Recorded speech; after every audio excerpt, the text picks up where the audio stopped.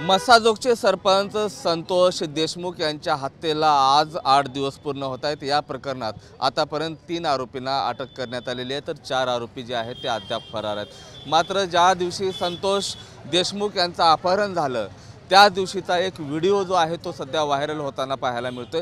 हे मी केजमधलं हॉटेल वसंत विहार नावाचं हॉटेल आहे आणि याच ठिकाणी आरोपी आणि पोलीस जे आहेत ते या ठिकाणी या हॉटेलवर बसल्याचा तो व्हिडिओ आहे। राजेश पाटील हे पोलीस उपनिरीक्षक होते आणि त्यांनी सुदर्शन घुले जो मुख्य आरोपी आहे याच्यासोबत या हॉटेलमध्ये दोघांचा संवाद होताना आपल्याला पाहायला मिळतोय। त्यामुळे सध्या जर पाहिलं गेलं तर बीड असेल केज असेल तणावपूर्ण शांतता या ठिकाणी आहे। विधिमंडळात देखील या घटनेवर मोठा गदारोळ झाल्याचं पाहायला मिळतंय। तर दुसरीकडे 4 दिवसापूर्वीच या प्रकरणातील जे आरोपीला मदत करणारे पोलीस उपनिरीक्षक राजेश पाटील आहे त्यांचं निलंबन देखील करण्यात आलेलं आहे। एकंदरीत कुठंतरी आरोपीसोबत पोलिसांचा संबंध आहे आणि संबंध होता हेच या व्हिडिओच्या माध्यमातून सीसीटीव्हीच्या माध्यमातून सध्या तरी अधोरेखित होताना आपल्याला पाहायला मिळते।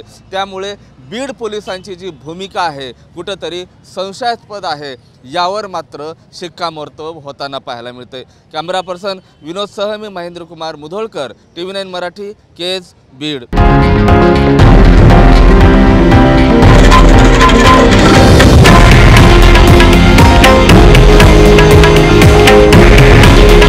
हे आहे देशातील नंबर 1 न्यूज नेटवर्क आणि आपण पाहत आहात TV9 मराठी। काळजी तुमची, हित महाराष्ट्राचं।